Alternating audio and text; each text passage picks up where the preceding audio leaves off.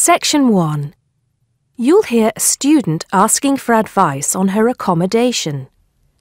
First, you have some time to look at questions 1 to 6.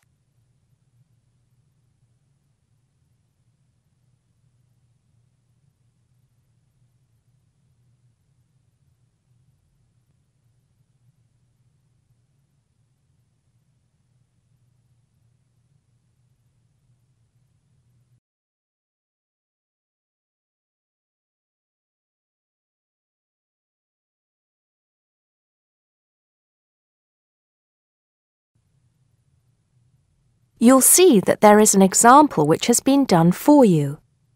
On this occasion only, the conversation relating to this will be played first. First, can you give me your name and address, please? Yes, I'm Maria Dominguez.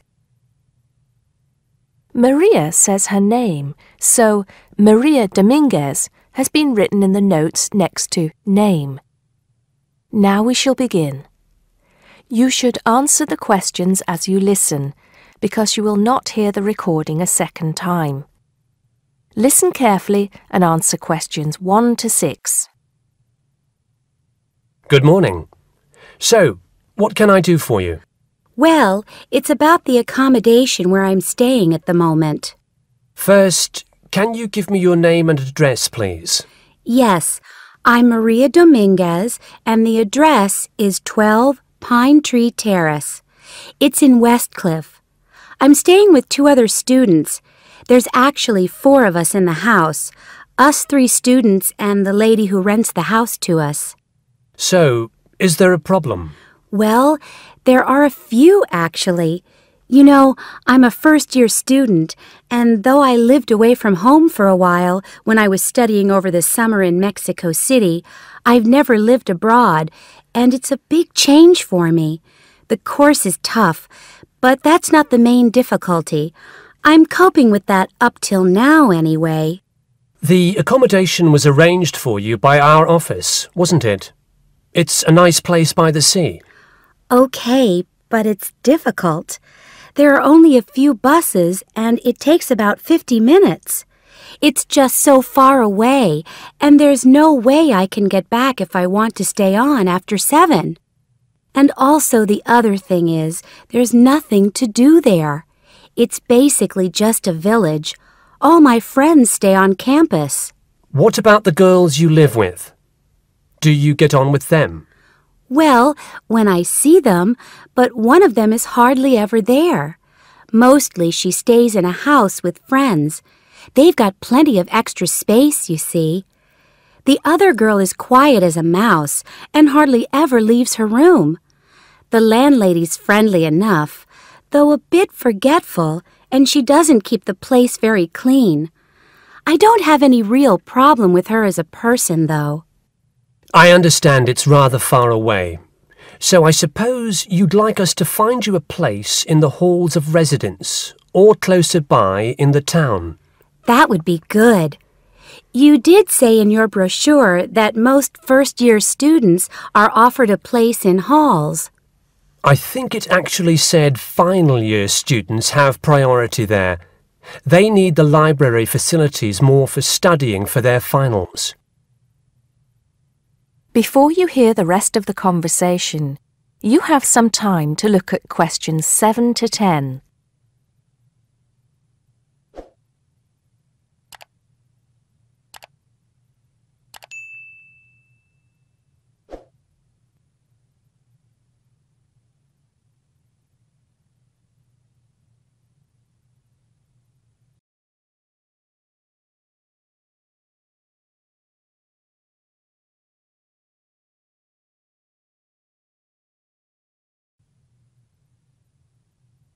Now listen and answer questions 7 to 10. Anyway, let's see what we can do. Just a moment, I'll check what might be free. Sometimes students drop out or move from halls, though we were full at the beginning of term. By the way, have you checked the student notice boards? You know there's one in each of the 4 colleges, don't you? There are often requests for people to share houses, and it can be quite cheap. No, I hadn't thought of that, but it's a bit of a risk living with complete strangers. Now, I see there's a room free in Hillside College. That's the one with the tall tower, right? That's it. It's the smallest college and has a reputation for being quite fun. Oh, but it's a shared room. Would you consider that? That's going to be a problem for studying, isn't it? What if she plays music all the time, and maybe we won't have anything in common? Maria, I see you're studying history. So is this girl, Francesca. She's Italian. Well, at the moment I'm doing the General Humanities course, which includes history, but actually I'm planning to change to literature quite soon. That's not the thing, though. I really want a room on my own. Right. I'm afraid I don't see any other openings. There's nothing showing up on the computer, at least on campus. Well, if I have to stay where I am now, I'm going to find it more and more depressing. Here's one more thing we can try. The university owns several places on the Thanet Road and also by the West train station. Both of these are about a 20-minute walk down the hill. They're not the newest of buildings, but I could check for you. Can you come back tomorrow? Oh, no, that's Saturday. What about Monday? Yes, sure. I'd really appreciate it if you could do something for me. Let's hope so. That is the end of section 1. You now have half a minute to check your answers.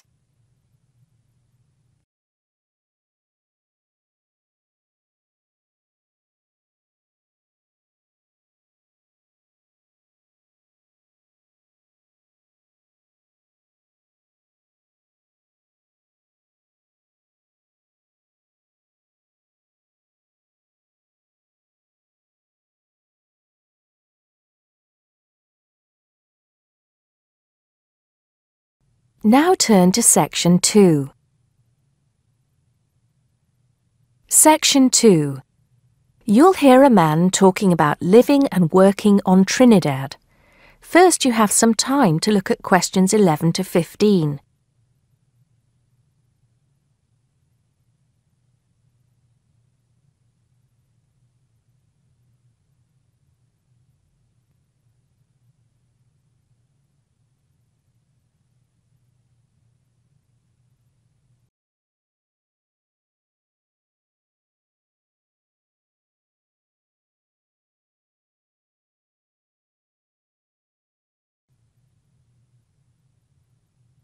Now listen carefully and answer questions 11 to 15.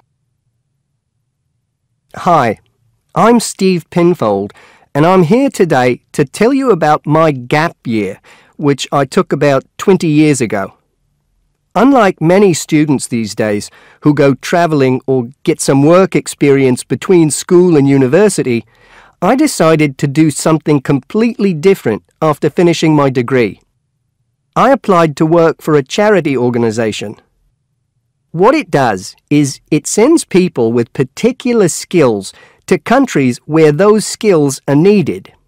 Apart from having some experience teaching English to summer school students, I didn't have any particularly useful skills, I thought, but luckily I was still accepted.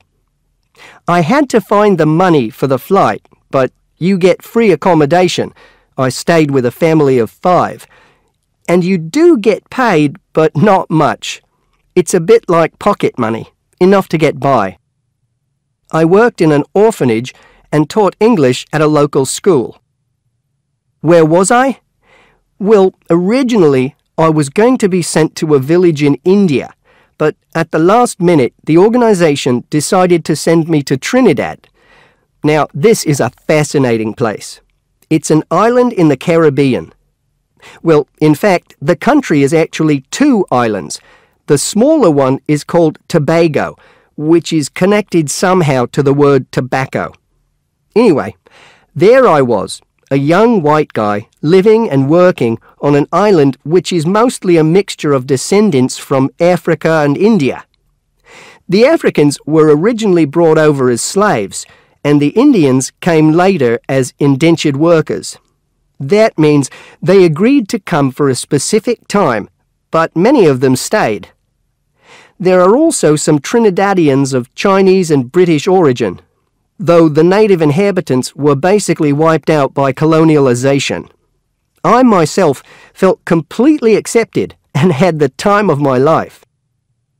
The language everyone speaks is English, so there was no problem for me there, but some concepts don't quite translate. They're pure Trinidadian. There's the term liming, for example, which means sitting around watching the world go by. Also, there's the famous carnival, when the whole island is taken up in playing mass. For a whole month, around February or March, it depends when Easter is, everyone's busy preparing costumes, practicing calypsos, soca and steel pan music, and most importantly, partying. Before you hear the rest of the talk, you have some time to look at questions 16 to 20.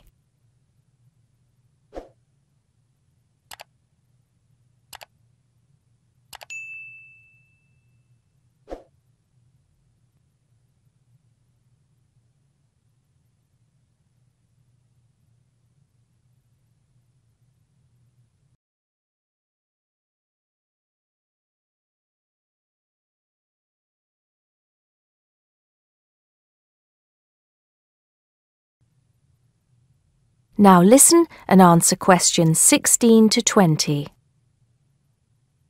When the actual official carnival starts, it's days of 24-hour dancing in the streets. In Trinidad, it's called whining. You've probably seen this sort of thing on TV, in the more famous carnival in Rio, or even at the Notting Hill Carnival in London. Many people joined bands, each one of which has a theme. For example, the Sea or Jungle Fever, and they have costumes designed and made to go with the theme. These can cost $1,000 for the king and queen of each band. They're incredible. The whole city is a non-stop party zone, full of colour and sound. It's serious too. The bands are in competition and the winner gets $1 million. Sorry, I got a bit carried away with those memories. Back to my real job there. The orphanage was called St. Augustine's, and that's also the name of the place where it was, St. Augustine, a town just outside the capital city, Port of Spain. I didn't have any particular job description, just to be with the children and tell stories, sing songs and play games. Oh, and we also went camping in the jungle once. I could tell you a few stories about that particular escapade. Every time I arrived at the gate, kids would come running towards me, shouting, with big smiles on their faces. The younger children seemed fascinated by my blonde hair and loved to touch it as if it was something miraculous. The English teaching I did 2 days a week in a primary school for 6 to 11-year-olds. The kids may have been poor, but they all wore neat and clean uniforms and were so respectful and enthusiastic. I've now been teaching for many years in different countries, and I still think those were the best students I've ever taught. What else did I do while I was there? I swam a lot. Can you imagine what it's like swimming with dolphins and with pelicans diving into the sea right next to you? More seriously, I trained to be a Samaritan. That's someone who listens and supports people who have problems with their lives. Overall, what I took from the experience was a sense of being in another culture, or rather cultures. As humans, we all share many characteristics, but we express ourselves in various ways. In Trinidad, there are lots of different communities and religions, and so many different kinds of festival to see. Hindu, Muslim, Christian, as well as some rather mysterious African traditions. There are quite a few Rastafarians too. Trinidad is, as Americans are fond of saying of their own country, a melting pot where everybody is greeted warmly. Go and see for yourself. I'm not sure how it's changed since I was there, but I'd love to find out. That is the end of section 2. You now have half a minute to check your answers.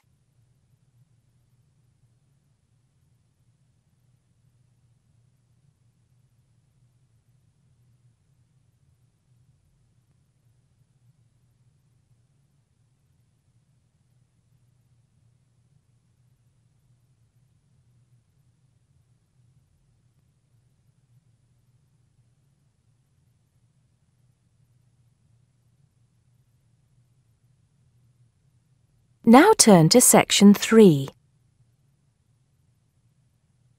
Section 3. You'll hear two students talking about different aspects of their university. First, you have some time to look at questions 21 to 26.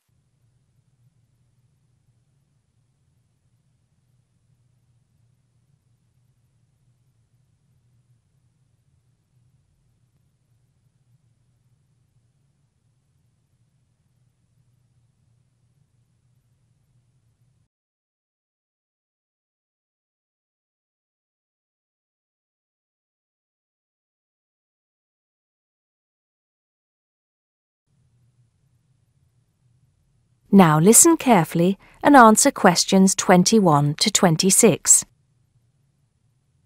Great party last night. You should have come. But anyway, so what have we got to do here? We're supposed to fill this form in by ourselves, but I'm sure it's okay if we chat about it first, don't you think? Yeah, sure. So, there are 10 questions and we've got to tick numbers 1 to 5 for each question. 5 means really good. 1 is bad. Question number 1.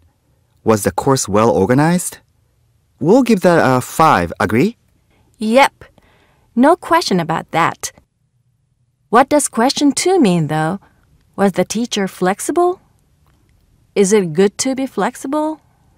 Well, that means, was the teacher very strict? Or maybe she gave you more time to complete your assignment. Things like that. So for that question, we should give her a 5. She always gave us an extra day, didn't she? And she wanted to know our opinions on things. We had great discussions. Fair enough. What about this one? Was the teacher friendly and encouraging? I'm not sure about that. She was friendly to some students, but I think she had a problem with Mike and Alex, who were usually late. She did get a bit irritated with them sometimes. Yeah, we weren't too happy about them either, though. I know it was a bit early, with classes starting at 8:30, but you choose if you want to sign up to them or not. So that's no excuse, really. Yeah, they could have taken the evening classes if they didn't want to wake up early in the morning. Now, what about these questions on the course books? Look, the business studies book was interesting, but I thought the human behavior one was boring. Really?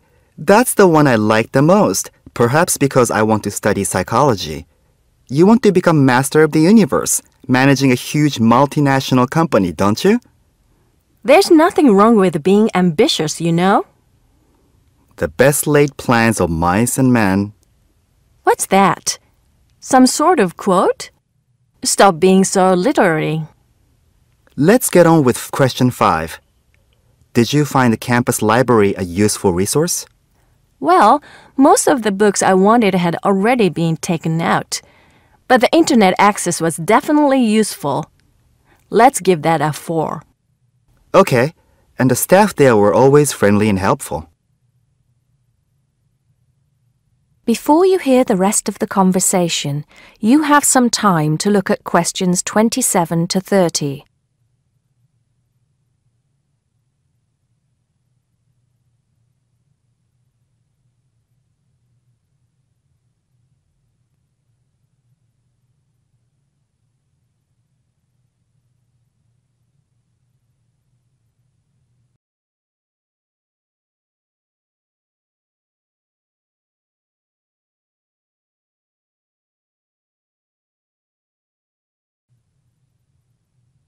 Now listen and answer questions 27 to 30.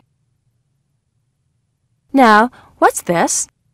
You know, they keep going on at us about how we don't use the off-campus library enough. I suppose this question is to test if we know where things are there. So, here's a plan of the library. You use it more than me. I've only been there once, actually. You tell me. Right. So as you go in, the librarian's desk is on your right. Directly opposite is the section for new publications, new books the college has acquired. Some of them are actually written by our own teachers, interestingly enough. Then there's lots of seating and the computers. Behind that, we've got the periodicals, newspapers and magazines. And that's before the reference section, you know, with the books you can't take out. Dictionaries and encyclopedias? That sort of stuff. Now, I do know where the management section is. It's right at the end on the left, isn't it? Just before the stairs up to the lecture theater. No. Sorry. Management and business studies, along with marketing, are all, as you said, at the back, but on the right. Oh, so what's on the left then? That's the fiction section, or literature. Now, if you want to photocopy something, where do you go? I think I remember. Isn't it one of the rooms after the entrance on the right? Yeah. It's between the multimedia room and the seminar room. They're all behind the librarian's desk. What about the toilets? For those, you have to go downstairs. That's where the computer studies section is too, for some reason. Let's get on with the next question. That is the end of section 3. You now have half a minute to check your answers.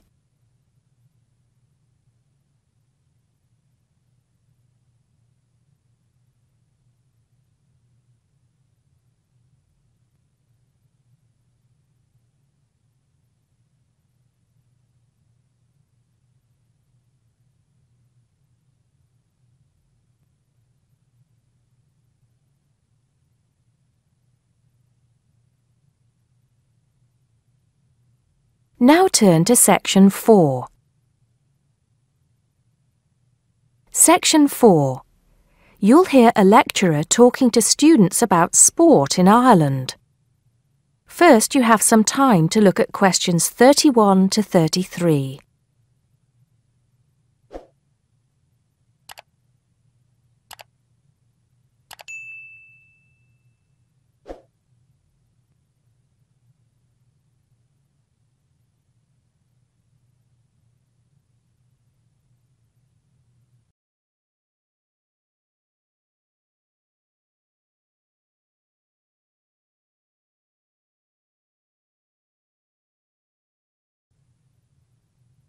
Now listen carefully and answer questions 31 to 33. Now, today we're going to be finding out about the most popular sports in the Emerald Isle. That's Ireland, of course. Can you guess what they are? Well, there are these two lesser-played games, a form of rounders and Gaelic handball.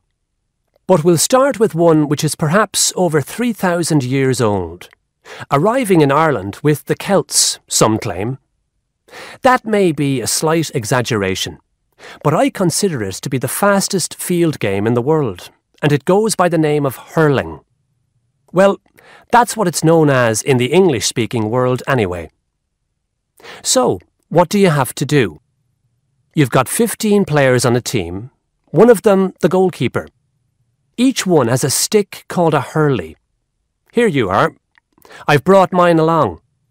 Had it since I was at school. This is what it looks like, and basically you have to get this ball, called a sliotar, that's S-L-I-O-T-A-R, so it's not spelt the way it's pronounced. You hit it into the net for 3 points, or you can hit it over the net for 1 point. The goal looks like the letter H, with the net under the crossbar. The goalie has a bigger stick than the others to help keep the ball out. You can also catch the sliotar and run with it for 4 steps maximum, or bounce it on your stick. Is that clear to you all? I'll be showing you a video a bit later so you can see what a game actually looks like. You might like to think of it as a mixture of lacrosse, hockey and baseball. Oh, and it's played by women too, but it goes by the name of camogie in that case. Before you hear the rest of the talk, you have some time to look at questions 34 to 40.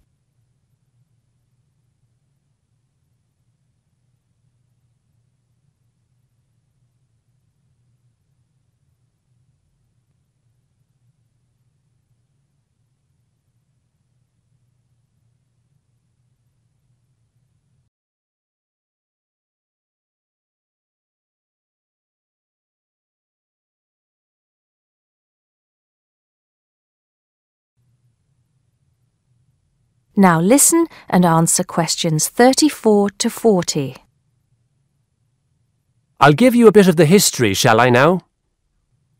Generally, the golden age of the game is considered to be the 18th century. But systematic rules were first agreed and drawn up at that great shrine of learning, Trinity College Dublin, in 1879, founding the Irish Hurling Union, closely followed just a few years later by the formation of the Gaelic Athletics Association. With greater organisation last century, the All-Ireland Hurling Championship got off to a flying start, and I'm proud to say that my own native city of Cork has won more than 20 titles over the years. But then, so have Kilkenny and Tipperary. Is it only played in Ireland? No.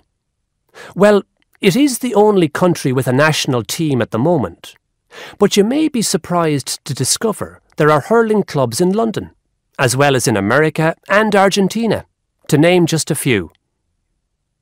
The other game I'd like to take a little time to introduce you to is Gaelic football, which is played on the same pitch as hurling with the same number of players, but there's no net.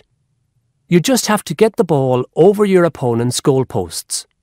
And you can do that by kicking or punching the ball. However, you're not supposed to do that to the players, I might add. Imagine it as a combination of soccer and basketball.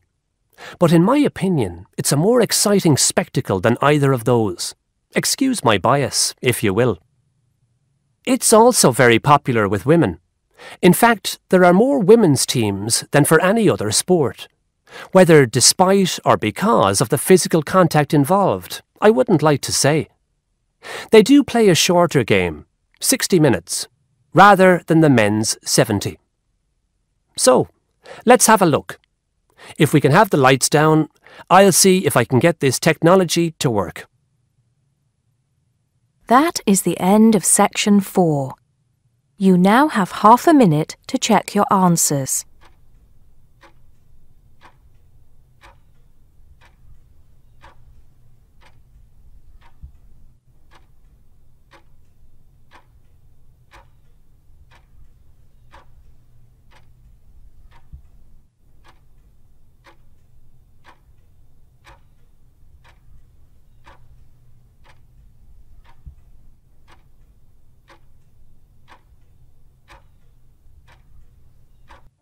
That is the end of the listening test.